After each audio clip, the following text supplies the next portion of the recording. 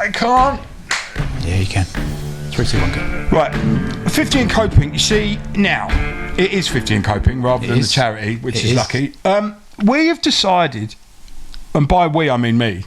I sent you a message this morning. You did. And I said we should do tonight's show: freedom, chaos, and the need for rules. Joyous. Yeah, right? love it. Yep. Okay. Now, first of all, Yep.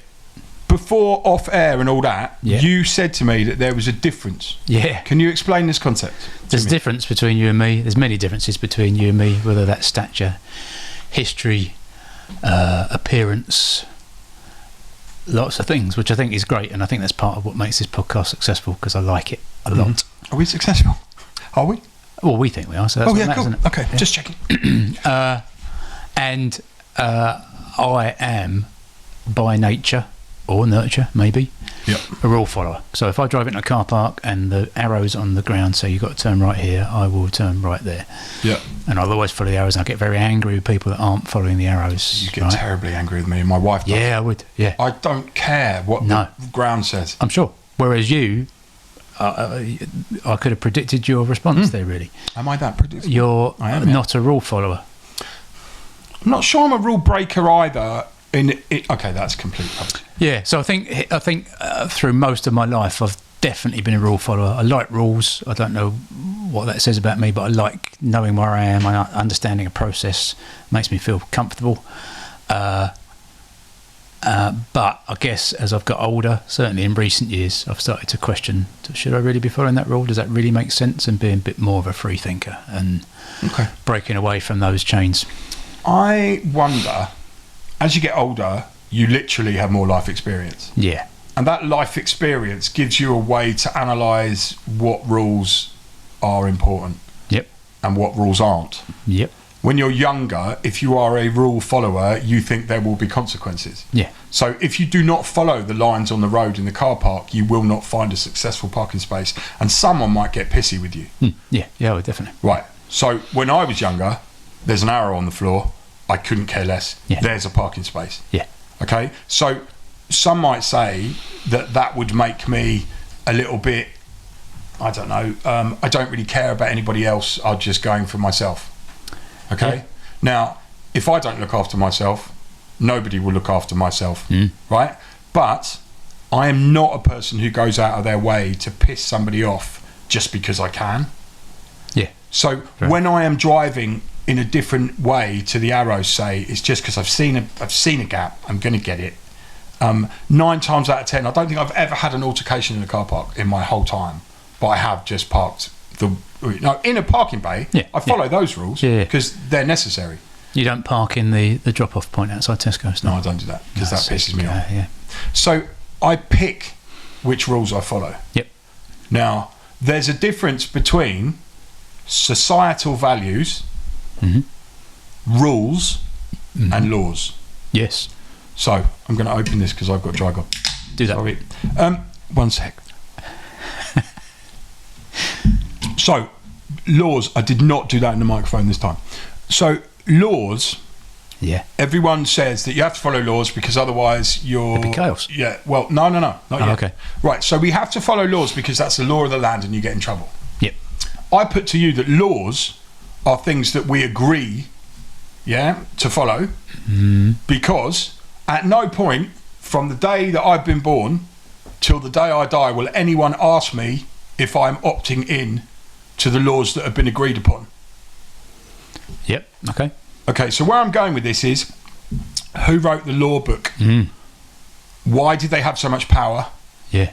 And why am I still following those rules? Yeah, where did I sign up to that? Yeah, I never signed up to the laws of the land. I didn't. But I also know that if I murder somebody, I'm in the wrong. Yeah. If I rape somebody, I'm in the wrong. If I steal something from somebody, I'm in the wrong. Yeah. Right? Yeah. So I will not do any of those things. Right? If I am selling drugs to somebody, then I'm in the wrong in societal's views, but not in mine. I'm just making money. It's commerce, cause and effect. I've got something somebody wants to buy, they buy it, I've made money. Yeah, I can't really argue that. Okay, so there are certain rules that are laws, that are set in stone because they are the right thing to do. Yep. And I have never not had a moral compass. Okay. So the laws of the land I will stand up in court and say, I don't recognise your authority over me, right? And I have done, right? And then they all go, oh, well, no, I'm not. It's not your point to make, mister. Yeah, and it's like, well, if it's not my point to make, whose point is it? Is my point. But I've never been in court for murder. I've never been in court for rape. I've never been in court for thievery, because stealing is something I've never done. Yep. Apart from a Citadel miniature. Do you remember what they are? No. Little lead figures, right? Oh, yeah. And I didn't have any, and I wanted one. And David Higo, who was a guy at Haileybury, when we lived there, I stole it from him. Oh, okay. Right? And then all hell broke loose. I'm 8 years old, by the way, right? So then his mum went to my mum and said, the only reason that he stole that is because you don't give him pocket money. Ooh. My mother, being my mother, said the something like, why don't you fuck off? But it would have been a lot more posh and a lot better stated, because that was who my mother. The essence is still. The essence was fuck off. Who are you, right? And what this David Higgos woman never ever looked at was the fact the reason they didn't give me pocket money is because they didn't have any money. And the reason I stole it is because I haven't learnt yet that if I want something, I have to work for it. Yeah. Now, yes, I've been a gangster. Yes, I've been a bad human being, but I never ever use violence as a way to get where I was going with that. I've defended myself. I've been in a situation where I've pushed so hard because I wanted something to happen, right? But I have never, all those times, broken those laws. Yep. Right. Now, do you think that's because I agree with the laws of the land and will follow them blindly, or because my own moral standards fit in with that? I think, you're following your own moral compass. Yeah. So why don't more people do that? Well, I don't know. The one thing that's just sitting in the back of my head when we talk about morality and doing what's right is throwing litter out your car. Yeah. Right. So we've got a fairly significant problem around our way of fly tipping.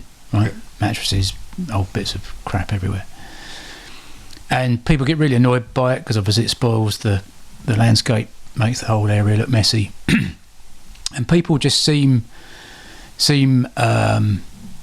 obsessed with getting these people prosecuted and angry that they do it, and why don't they just blah blah blah. And my view is, well, people don't care, right? Same as there's no real difference to throwing your McDonald's wrapper out the window to dump in an old sofa. Absolutely no difference. So, and there's going to be a percentage of the population, as you can see from any grass verge on any road in the country, that people don't care enough, so they chuck a can out the window or a McDonald's wrapper or whatever.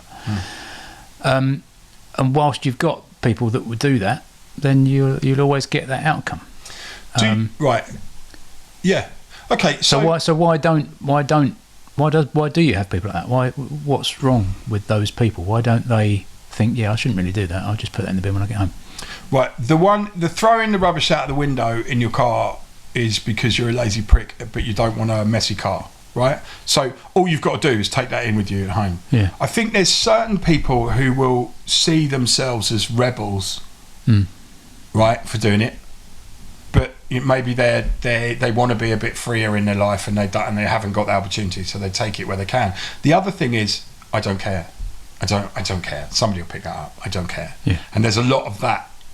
I suppose there's always been a lot of that, but especially nowadays with these, you would think that with all of the care and attention that is paid to the way people talk, what they're allowed to say, and whether they're being counselled or not, you'd think that this up and coming generation, the 23, 25, 27 year olds, would start looking at litter and stuff like that, but they don't. There's no difference. Yeah, you can't offend anyone by saying anything, but you can offend someone by just leaving your McDonald's shit everywhere, can't you? Yeah. I mean, I don't do news and stuff, but that John Turode guy has been sacked from MasterChef because he was singing along to a Kanye West song. He didn't stop and call someone an N-word. No, apparently not. He didn't pull someone aside and go, "Do you know what you are, mate?" Right? He was singing a song. Now, I truly am lost about that, because if you're Kanye West and you've put that in a song, do you not think that people are going to sing along with your songs? Absolutely. Right. So are you going to think about, you said to me you've heard a new song. Yeah. Right? And then you heard what the lyrics were, and now you've gone off it a bit because it doesn't sit well with you. Right? It's the same, right? It's the same thing when you become cognizant of what you're singing. I'm sure that he did not at any point, right, go, that's got the N word, I'm going to sing that at work. Yeah. That'd be really good. Yeah. For the record, I couldn't give a toss what happens to John Turode. No, but there's probably some underlying cancel reason behind it. Do you not think it's quite remarkable because they got rid of Greg what's his face? Yeah. Then they got rid of John Turode. Now they can remarket the whole thing. I can't believe it. Yeah. I hate Greg Wallace as well. I genuinely hate him, but from reading through everything, he's just been a bit of a twat. Yeah. And is that worth him losing everything for that? All right, inappropriate joke. Also, how many times have you bumped into somebody, right, in the world, and you didn't, and you went, oh God, sorry, and walked away, right? And things like that. And then all of a sudden, like, they're saying that he's done that, but then all of a sudden it's like, well, then he's rubbed against the wrong place. You know, all of this interpretation after the fact. If you had a problem, why didn't you say then? Yeah. Right, so for the record, don't give a shit that either of them have been dealt a hand. Couldn't care less. My point being, right, is that the BBC now, bearing in mind the BBC have harboured every single paedophile, higher ranking paedophile there's ever been, right? And now they're going after their own people to make a point. Look at us, aren't we being morally correct? Yeah, well, all I'll say to that is Jimmy Savile. All right. Yeah. Okay, so rules. Let's look at rules now. Okay, so laws are one thing. They are an established, agreed upon set of accords that we all live by, and if you don't live by them, you go to prison. Yep. Or you're dealt with. Okay, we'll just accept that. That's what they are. Right? What are rules? Well, I guess they come in many categories, don't they? Rules to live by, rules to play a game. Yeah. So if we don't have any rules in the game of rugby, we're not playing rugby, are we? No. We're playing. So the rules, the ball wouldn't have to be rugby ball shaped. I don't know what shape. That was a coincidence, wasn't it? What the hell is that? Oval, I think we call it the oval ball, don't we? Oh God, Jesus, I'm blank today. And then, so football, right? If there are no rules in football, you would. Well, there is no game. My point here. So I guess football started with people kicking a pig's bladder around and going, okay, should we put some structure to this? Yeah. Because rules, if you don't have any rules, it's not very fun, is it? Because nobody knows what they're doing. And also, to be good at something, you have to be able to do things in a certain manner. Yeah, it's got to be measured, isn't it? And that's rules. So when you're at school as well, right, laws are still the same. You can't deal drugs in school, so they told me afterwards. Yeah. But you also have a different set of rules. You can't talk in a classroom where you get lines. You can't be rude to a teacher. And those rules are brought about by the fact that they are telling you that they are preparing you for life. Yeah. And they want some sort of control. Yeah. And also you need to learn. Even I, right, will admit you need to learn how to behave. So did you challenge that then as a kid? Well, because I don't remember many people at my school using the phrase, well, why should I do that? okay. You know, whereas I hear that more and more now with the younger generation. People are more prepared to go, you know, school uniform, for example, right? Why do I have to wear that? Because and the answer is always from the teacher or the headmaster or the headmistress, because that's the rules. Them's the rules. But there seems to be more questioning in the younger generations now to say, yeah, but why? Right. Why does it make a difference? I have a theory why there is more questioning, and I better address that now because after the day I've had, I'm going to forget. Right. So the reason there is more questioning is because youngsters today have access to more information. They have access to more viewpoints and more opinions over and above their parents and their teachers. Yeah. And the construct now is not to take what you're told, but to push boundaries. Yeah. So younger people today, because they are more informed of other ways of living, feel they have a right to push back. Yeah. Now, I, at school, was very much in the minority, right, to push back. Yeah. But also, I knew the power that I had with that. So when something didn't go my way, I would just push back. What are you going to do about it? Mostly because I saved a kid's life once, got challenged for it. I think I've mentioned this on podcast before, and then was accused of supplying him the booze that he almost died from, which didn't happen. So therefore, you've just completely disregarded all of the good I've done, made up a narrative to make me the bad guy because you hate me. And Turnbull, I think his name was, my housemaster at Haileybury, hated the ground I walked on, and I couldn't give a shit. And I didn't respect him because he didn't earn my respect. Now, respect is a different concept, right? There are teachers at Haileybury I respected, right? Because they were human beings and they understood that we weren't little robots and we weren't there for their pleasure. Yeah, we were there to get an education and learn about the realities of life, and I respected them. A guy called Ken Bartlett, I've mentioned before, he was my rugby coach. He was an arsehole in certain stuff, so I thought he was amazing, honestly. I genuinely, to this day, still quote him as somebody who gave me the tolerance to understand why I pushed back. Didn't take it, but gave me the time of day. And that's great, and I love him for that. He's dead now, bless him. But, you know, shit happens. If you are at school and you are wondering why you are wearing school uniform, it is because they are asking you to conform to society's values. I.e., while you're under our roof, you need to look like everyone else, sound like everyone else, and learn those rules. You only get the freedom to be an individual after you have left the fifth form, because obviously lower sixth and sixth form is usually college and all. Yeah, and even in there, from my daughter's experience, even in sixth form, there are still rules. You have to wear business attire, which is a bit of an outdated concept, really. I was talking to someone the other day that business attire in my line of business doesn't exist anymore. You know, you go into the office, which I don't do very much anymore. Seeing someone wearing a tie, you see more people on Sky Sports wearing ties than you do in an office these days. Yep. So business attire, most people are there in jeans and polo shirts these days. So are we looking at outdated concepts? Yeah, potentially. The total. So therefore, at school, in that case, is that just still a control mechanism? Right, exactly. It's a control. It's a way of controlling you. Now, every single school, and my son left primary school yesterday. Yes, that's all. Okay, so he now is going into secondary school, and they gave us this big speech, right? And I'm not going to tell you where my son goes to school, because why would I? Absolutely. But their key point was to make sure that every child had their individual talents used and what's the word? Encouraged. Yep. And anything that they were looking bad at, couldn't do, they would be encouraged to get better and taught how to be. So if you want my son to be an individual and celebrate that individuality, why the fuck is he wearing a school uniform? Right? So the duality of it all now no longer makes sense. Yeah. So your narrative is to placate me because I'm a parent who presumably knows a bit more than I did before and I'm more informed. Yep. You are telling me that they wear the school uniform to be part of something, so they belong. Yeah. Right? No, it's absolute rubbish. They wear a uniform, so one, the teachers know exactly what school they go to when they see it.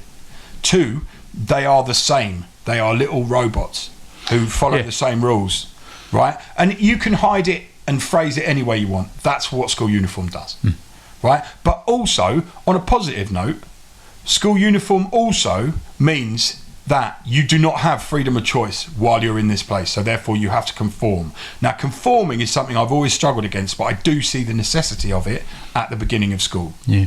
Because it moulds you to understand that, yes, you can be an individual, but you cannot be an individual to the point and the detriment of others. Yeah. Because if you do that, that's selfish and wrong.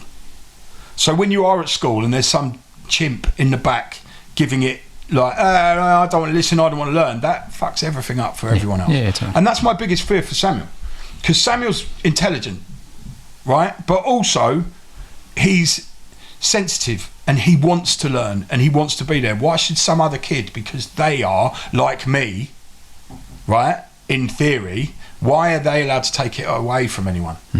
Right? I never, and I mean this, I never in class was disruptive.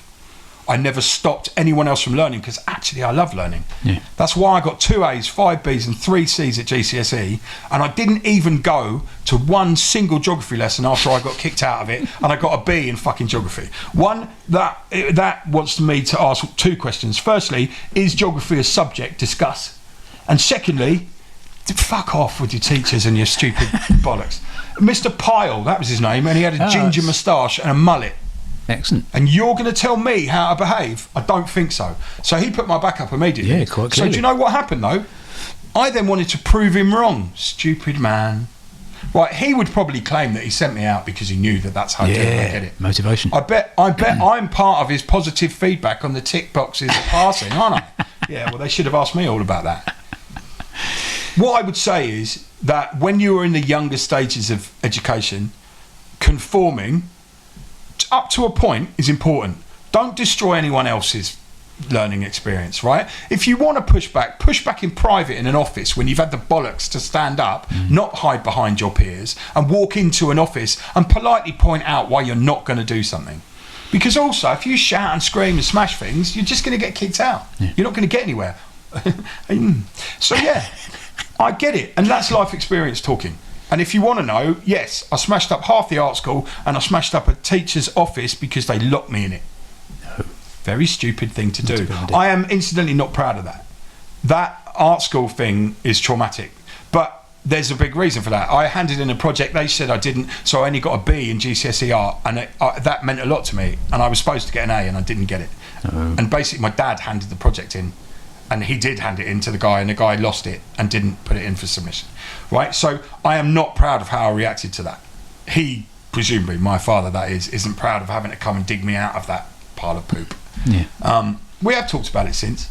He doesn't remember it quite as badly as I do, so maybe I mean, you know, remembering things from 35 years ago. Yeah, you make up stories, don't you? I've made it up. It was very true, but I think I've made myself the demon of that a lot more, and I think I've done that to punish myself. Embellish them rather than make yeah, maybe. I think you can skew your memories, can't you? Oh, based on your emotion. You lie to yourself enough, it becomes truth. Yeah, that's how the world falls over. Yeah. Okay, so what is right? So growing up in the 80s, so 70s, 80s. Yeah. Everyone was talking about the chaos. Chaos would be awesome. Chaos would be this. Chaos would be that.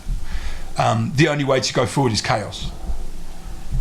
Yeah. What's your idea of chaos? What's your thinking on chaos? The first thing I think of is the Sex Pistols. Anarchy, I guess. Anarchy. Right. Which I guess would be...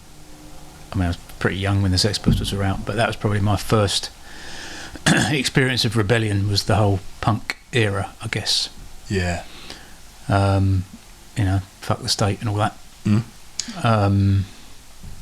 But I didn't take part in any of that because I was a rule follower, so it was like, that looks quite exciting. But I wouldn't have taken part. I'll tell you something right now. I despise punk. I think the whole thing's bollocks because it's a. Well, I know people who still claim to hang on to the punk values. Well, they're not, are they? They just want to break some rules. They just want to feel like they're edgy and important, and they're not. They're just outdated, and it's bullshit, right? Chaos as a theory, anarchy as a theory. Let me tell you, what happens if there's no rules? Right? There's no law. There's no little men in blue suits, which incidentally I have no time for unless they're like that guy, the copper who came onto our show, who's stand up and knows how to be a man. Right? I'll tell you this now. Our daughters get raped. Yeah? We get murdered if it comes to the wrong way. There is nobody, there is nothing, not even a thin blue line to stop people doing exactly what they want. Yep. And it's only ever going to be the strongest, the bulliest, the biggest, the ones that have access to guns, money, all of that, who are going to win. And anarchy by definition, and chaos by definition, there are no rules. There are no hierarchies, no lowerarchies. So therefore, yes, you may get rid of the government, you may do that and all that, right? Now, the government, sadly, is a necessary evil. Yeah. Because the government is seen as a seat of power. Yeah, people shout and scream about the monarchy, you know, they're all blah blah, money blah blah. Well, look into the actual economics of royalty before you crack on about how they take so much from the country, right? I'll leave that there, right? I'm not a royalist, but look at the money, right? Follow the money, right? So, chaos tomorrow. There are no police, there are no people in charge, there is no community leaders because everyone for about 15 minutes is equal. Yeah. But equal, some people are more equal than others. Yeah, absolutely. So I am physically strong human being. Yep. I'm slower because I'm 51, but some little kid comes from let's bring it to adults. Some little man comes to me, yeah, but not necessarily you because you've got muscles. I'll rip him to pieces. If it's between me and him, I'm going to rip you to bits. Yeah. But I'll tell you this now, there is always going to be someone bigger than me and stronger than me. Yeah. And then when they meet me, they're going to tear me to bits. So what does chaos actually mean? What chaos actually means is somebody who is stronger than anyone else will rise to the top, bully themselves into power, and you're exactly back where you started. Yeah. But that person will not have a moral compass. That person won't stop your daughters from being raped or you from being murdered or robbed. So have a little think the next time, right, somebody says to you, well, the only way forward is chaos. Is it? So I'm going to murder you right now. Why would you do that? Because that's chaos, mate. Because I can do whatever I want, whenever I want.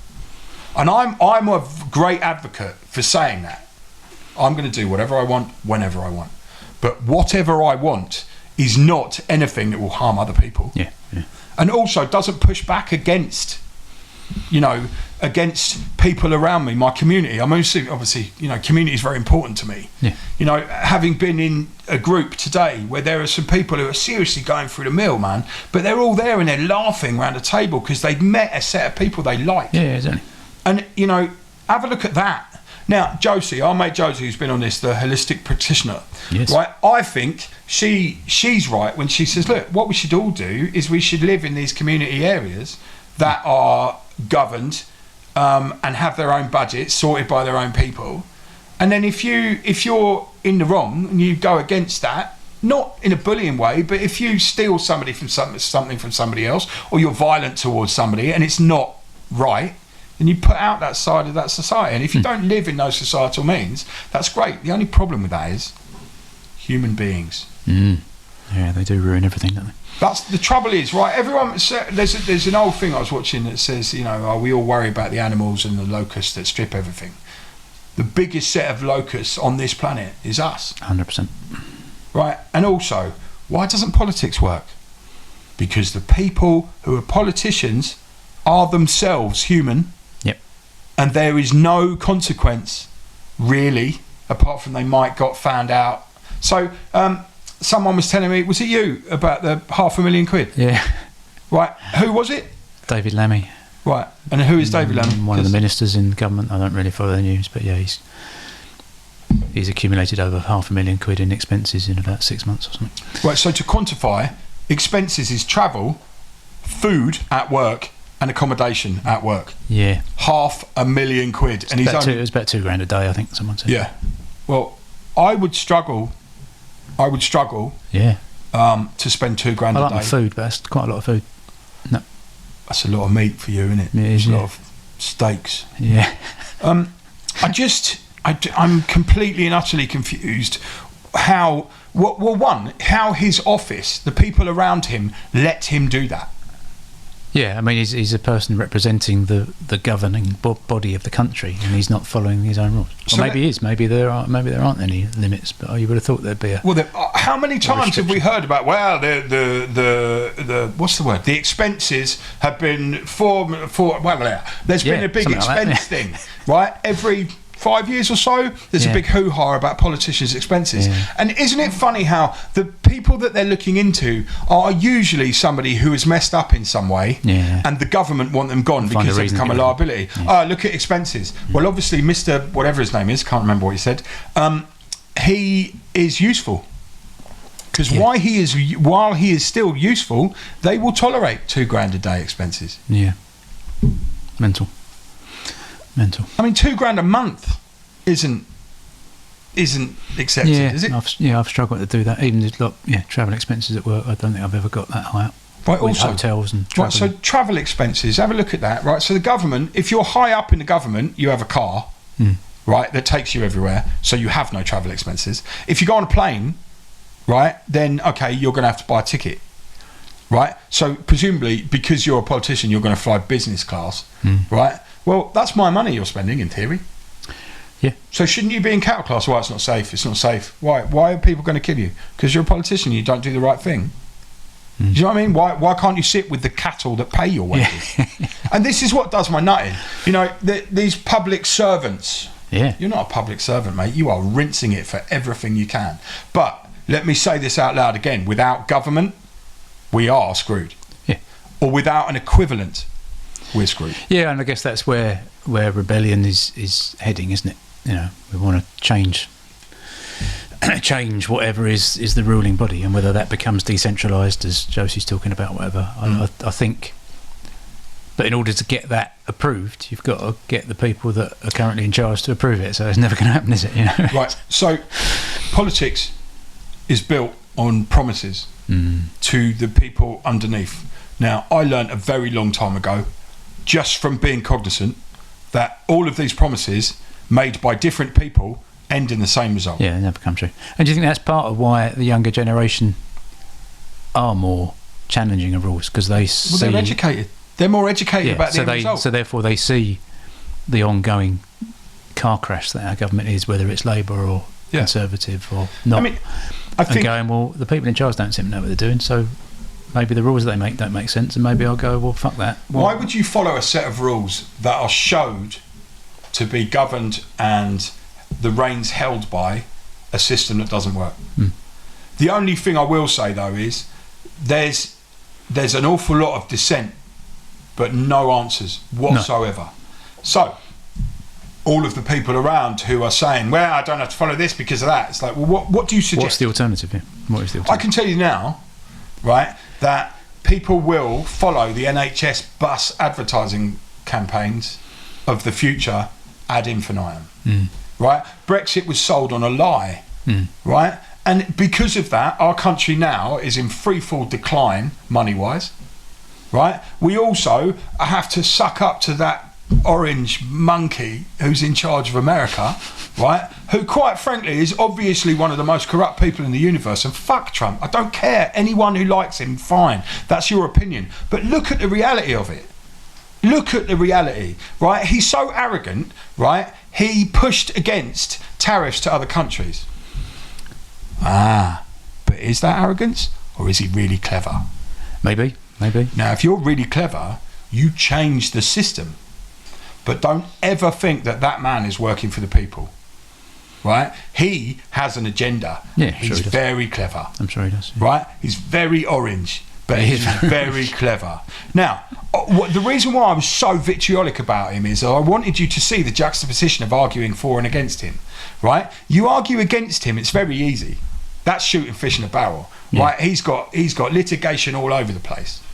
But what he's managed to do is shake up the world's commerce to such a thing that everyone pushed back against it. Yeah. But then he got to renegotiate his own terms. Yeah. What? You can't renegotiate unless you've completely changed what's happening.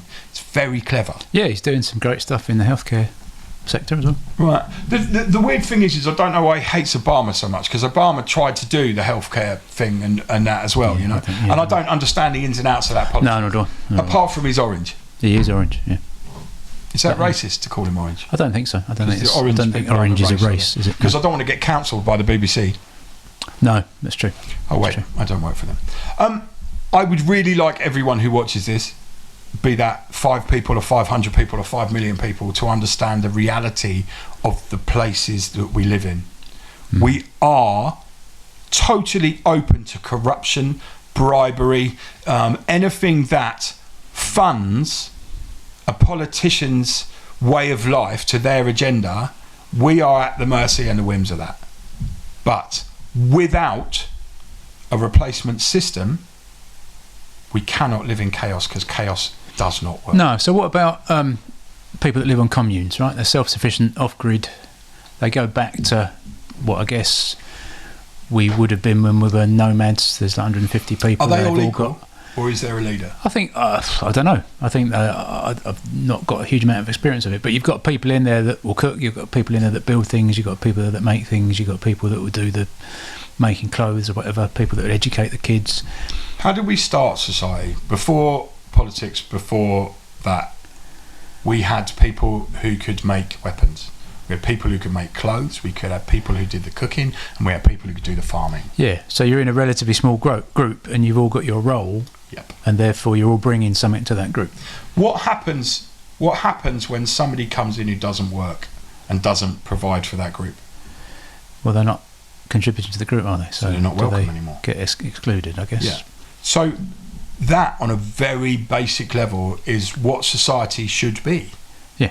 But now what we're doing is people who make stuff, yeah, so there aren't that many blacksmiths anymore, where there used to be 2 in each settlement. Yeah, absolutely. Yeah. There aren't any factories really that taken over because it's all been moved to another country or cheaper place to do it, because commerce has taken over from need. Yeah. And also, we no longer buy what we need, we buy what we want. Yeah. Society's changes mean that we cannot limit ourselves to husbandry and all of that. So, you know, farmers now are finding it difficult just to survive, and they're the ones that grow everything, but they have to diversify just to pay the bills now. Yeah. Yeah. I grew up in a farming background. I grew up in Somerset, and I was like working on a farm 17, 18, 19. And I'll tell you this now, everything, you work ridiculous hours. So you have to start doing the dryer barn, for instance. You start at 6:30 in the morning and you go till they finish. Yeah. And it's always dark, bearing this is in summer. So you would then finish about midnight, where the drivers on the tractors got too tired to carry on. Yeah. And then you get down, you'd sleep for a couple of hours, 3-4 hours, then you'd have to go back, change the bags and drive and start again. Yeah. There is no, I'm tired, I can't work today. There is no, I don't feel well. There is, right, if you don't do this crop's spoil. And this month long of work, if we get this done, that pays for the rest of the time, because everything else is growing. People are ignoring the fact that supermarkets are killing farming. Yeah. They're ignoring the fact that no longer do communities feed and clothe and heat themselves. What happens if, and again, this proves why chaos wouldn't work, what happens if government did break down and they took it away and there was nobody enforcing anything, any rules, nobody helping? All of a sudden the dole disappears. So all of the people who are on benefits, right? And I'm not getting into that's good or bad. Just the fact of the matter is, all of that payment stops. The system breaks down. Yeah. Who's going to feed you? Yeah. Who's going to clothe you? Who's going to make sure that you're warm? Nobody. No. Because you broke society. Yep. Yep. Holy shit, that was quite deep, wasn't it? I remember somebody, right, this is really weird, but I'm getting somewhere. Okay. Somebody asked me to write the lyrics for a rock opera. Oh, yeah. And because I'd done enough cocaine, I stayed up all night and wrote it all off on one thing, right? And I remember thinking, God damn, this is a commentary, this is important. No, obviously drugs kill you. So I put it to one side, printed it out, put it to one side and went off and did what I did. And then in a moment of soberness, I went back to it before I gave it to the guy who'd asked for it. Yeah. And I read it back. And not only was it complete clarity and detailed, and also multi-layered writing, it was utter truth. Because underneath me, just like every single human being, everyone understands the base level need for comfort, clothing, food, shelter. Yep. And what happens when you take away organised society nowadays is no one's going to provide anything for you. So therefore, by definition, a third of everyone in this country is going to die. Yeah, I mean, we don't have the skills to do most of those things, do we, on our own? No. Somebody said to me, why the metalwork? Why are you welding and blah, blah, blah and all that? And I said, because at least if everything crumbles, I have a skill. And then they said, well, you haven't, have you? Because there won't be any power. And I said, I can make electricity, mate. You know, we can formulate the ways to go. Also, you know, if our farming, every single bit of fruit, in most supermarkets you bring in is not from fruit farms in this country. No. Right? They're brought in on boats and crates. So everything you're eating is not fresh. Right? That's why most supermarket fruits will rot within 24 hours of you buying it. Because they've been on boats, they've been on trains, they've been on planes, they've been on whatever the fuck. Right? What happens? And I want you to understand the question I'm asking. What happens when those supply routes stop because the equivalent of Putin or the equivalent of Trump shuts down trade because they've got the biggest cock? Do you know what I'm saying? I mean, that's what the whole of life and politics is, a huge pissing contest. And it's fucking terrifying. Yeah. So what happens when that goes? I'll tell you what happens. A lot of us die. Yeah. A lot of us have nowhere to go. A lot of us will live in total fear. Yeah, there'll be a lot of violence, there'll be a lot of theft, there'll be a lot of chaos will ensue. And also, I don't know if you've ever been in a riot situation, a group dynamic of violence. Doesn't matter if you're Bruce Lee, jiu-jitsu master, wonder guy, gun-toting motherfucker 2000. Which fortunately I am. Groups will rip you to pieces, take you to bits. Yeah, that you might shoot people, you might fight 5 of them, you're going to get tired. Yeah. So groups will band together. Yeah, like the Road Warriors out of Mad Max. You know, that's not that far from the truth. Yeah. And sadly, humans are pack animals. Yeah. So what happens when you're at adversity? You go and stand next to your mate, and you make sure that between the 2 of you, or the 3 of you, or the 10 of you, you can fight a dynamic fight to get where you're going. You're going to lose a few along the way, but as long as you can carry on being enticing enough to entice people into your group and strong enough to fight off everyone else, you'll rise to the top. Yeah. What happens when you rise to the top? Someone want to knock you off. Well, no, your arrogance becomes you are the strongest, you are the fittest, so therefore people below you won't mean anything. Yeah. So you won't look after them. And also, because human nature is argumentative and they're pushing, you'll argue in your group.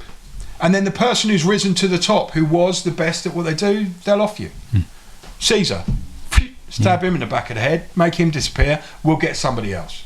Corruption is a human trait.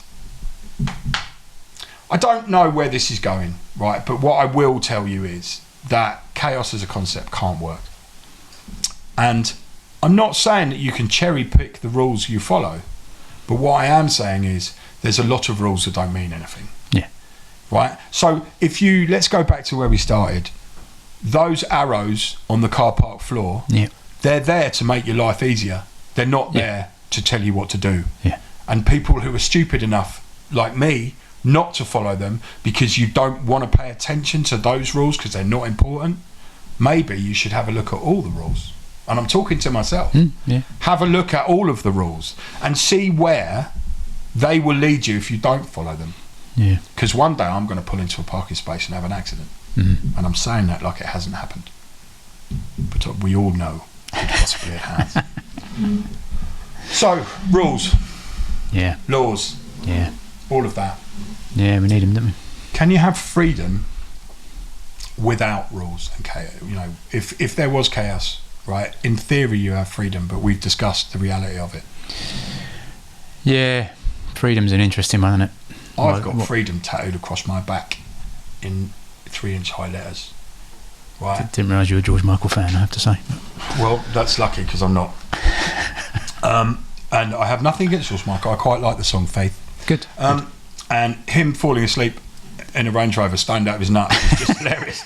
But freedom for me was when I left a certain organisation that I was part of. Yeah. And the day I did it, I went to a tattoo shop that was linked to that organisation and made them tattoo freedom across my back. And they did, with a smile. Yeah. I think freedom is if you can justify the life you live and be happy with what you're doing, which doesn't hurt other people, isn't pushing against like the fundamentals of society, and you're helping yourself progress, that's freedom to me. You cannot have total freedom. You cannot do what you want. It's in your head. Yeah. If you're limited by some middle manager, and we all know how much I hate middle management. We certainly do. If you are limited by some prick in a suit and tie that has no ability to do the real job, fuck that off. That's not valid to you. Fuck them, out of it. Right? Go, get another job, get something else. Never also be led by the nose by your career, because I tell you this now, you're replaceable. I own Madhouse Tattoo. Yes, indeed. Right? But I tell you this now, if I wasn't here for 6 months, right, these guys would have to fend for themselves, and they would have to learn to get it done. Instead of phoning me up and going, oh, I've run out of toilet roll. It's like, well, go and fucking buy some. Right? But the brutal fact of the matter is I'm replaceable and I'm the top of this tree. Yeah? So if you think you're irreplaceable and the world will stop if you don't do what you think you're doing, you're wrong. So cut yourself some slack. Simple as that. Freedom as a concept for peace is important. And by peace, I mean personal peace. So you don't go home every night, do that extra 2 hours work that no one gives a shit whether you do or not. Totally. Also, somebody phones you from work and says, oh, you have to work this shift because there's no one else. The answer is, that's a you problem, son, not a me problem. And I mean that. Don't be ruled by someone. If they're going to fire you for that, good luck, because then you take them to a tribunal and they're fucked. Read your contract though, because Yeah. if your contract says that you are supposed to go in and do all that, I'm not telling you to push back. What I'm telling you to do is open your eyes a little Just bit to question it, reality. yeah. And also questioning everything nowadays in this information super world that we live in, where you think you know the truth. I guarantee that the 4 different news items you read today have all been spoon-fed to you by someone with an agenda. Yep. They are not the truth. They are not, but they are based in enough truth to be resonant, to make you think that that's normal. I suggest questioning everything, not to the detriment of anyone else, but just for your own peace of mind is important. Yeah, make your own decisions, definitely. Yeah. So all you idiot punks, shut up. You're boring. Doesn't work. 50 and coping. See you next time.